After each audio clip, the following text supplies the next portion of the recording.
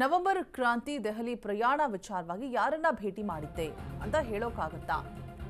November ಕ್ರಾಂತಿ ಏನಿಲ್ಲ ಅಂತ ಹೇಳ್ತಿದ್ದಾರೆ. ನವೆಂಬರ್ ಕ್ರಾಂತಿ ಹಾಗೆ ದೆಹಲಿ ಪ್ರಯಾಣ ವಿಚಾರವಾಗಿ ಮಾತಾಡಿರುವಂಥದ್ದು. ನವೆಂಬರ್ ಕ್ರಾಂತಿ ಏನಿಲ್ಲ ಅಂತ ಹೇಳ್ತಿದ್ದಾರೆ ದಿನೇಶ್ ಗುಂಡೂರಾವ್. ನಾನೇನು ಇದೇ ಮೊದಲ ಬಾರಿಗೆ ದೆಹಲಿಗೆ ಹೋಗ್ತಾ ಇಲ್ಲ, ಸಾಕಷ್ಟು ಬಾರಿ ಹೈಕಮಾಂಡ್ ಭೇಟಿಯನ್ನ ಮಾಡಿರ್ತೀನಿ.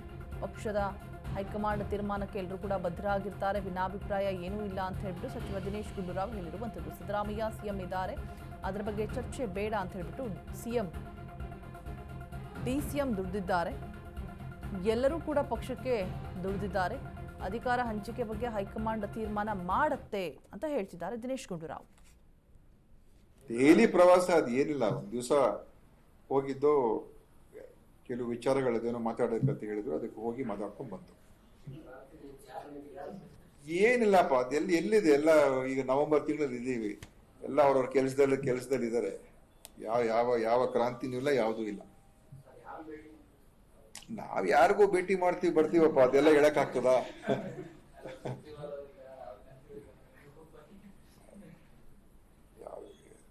ಯಾರಕ್ಕೆ ನಮ್ಮ ಪಕ್ಷದ ಲೀಡರ್ಸ್ ಇರ್ತಾರೋ ಅವ್ರನ್ನ ಭೇಟಿ ಮಾಡ್ಕೊಂಡ್ ಬಂದಿದ್ವಿ. ಎಲ್ಲ ಸಲಹೆಗಳೆಲ್ಲ ಇದೆಲ್ಲ ಇದ್ರಲ್ಲಿ ಹೇಳಕ್ ಬರೋದಿಲ್ಲ, ಯಾಕಂದ್ರೆ ನಾವೇನ್ ಸಲಹೆ ಕೊಡುವಂಥದ್ದು ಏನಲ್ಲ. ಇರುವಂತ ಪರಿಸ್ಥಿತಿಗಳ ಬಗ್ಗೆ ಮತ್ತು ಯಾವುದೋ ಒಂದು ವಿಚಾರ ಇತ್ತು, ಮಾತಾಡ್ಬೇಕಾಗಿತ್ತು, ಅದಕ್ಕೋಸ್ಕರ ಹೋಗಿದ್ದು. ಸೊ ಅದರಿಂದ ಅದ್ರಲ್ಲಿ ಏನೋ ದೊಡ್ಡ ದೆಹಲಿಗೆ ಹೋಗಿ ನಮ್ಮ ಲೀಡರ್ಸ್ ಮಾತಾಡ್ಕೊಂಡ್ ಬರೋದೇನು ದೊಡ್ಡ ವಿಷಯ ಏನಲ್ಲ.